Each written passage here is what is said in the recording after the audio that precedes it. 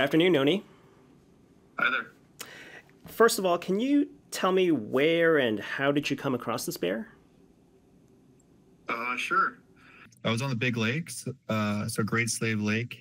I was about 50 kilometers out of town, and I'd planned to be there for the evening. So I got there around 6 p.m. Took me a little while to find a spot to tie up my boat. The water levels are really low. So yeah, I just decided to go for a little walk and get a lay of the land and go up to a high spot where I could just have a better clear sight of what was around me. And so that's what I did. And I went up to the high spot. It was about 200 feet from the shore. So I just decided to call for moose. I hadn't tested my call or hadn't called for about a year. So I was just calling twice and yeah, he showed up right away. Hey! So he was probably about 50 feet away from me. And so he must have heard the call and yeah, he was right there really quick. What happened during that interaction with that bear? So at this point, he saw who I was, and I could see him. He charged me maybe at least twice, I would say, and he moved side to side, and at that point, I got a better look at him. I can see that he was a mature bear. He wasn't skinny. He was pretty big, and so I knew at that point that. Yeah, I just didn't want to be there. But as I mentioned earlier, my rifle, my inReach, my bear spray were all in the boat.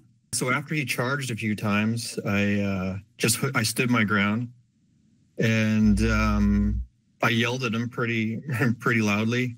He seemed to respond by just slowing down a little bit, but.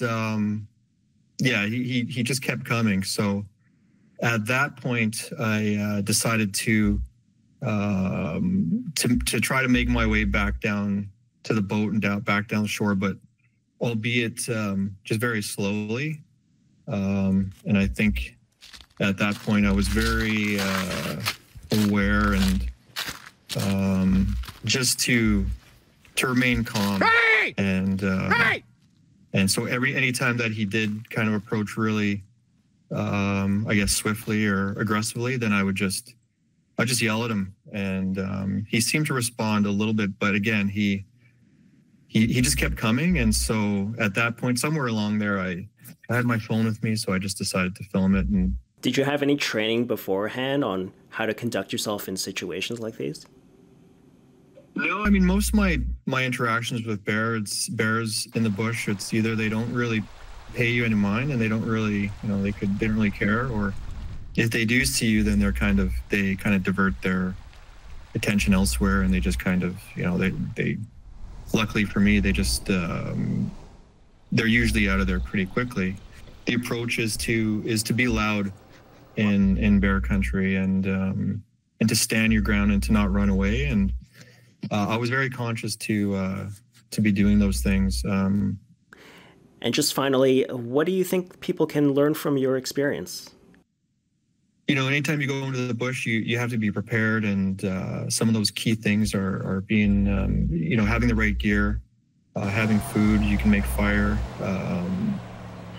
and especially if you're going to go alone, then having a communication device like an inReach.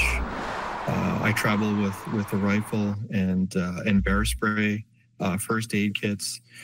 Unfortunately, like in this one instance, I had those things, but they just weren't on my body. And I think this whole situation probably wouldn't have escalated to the point that it did had I had the bear spray on me.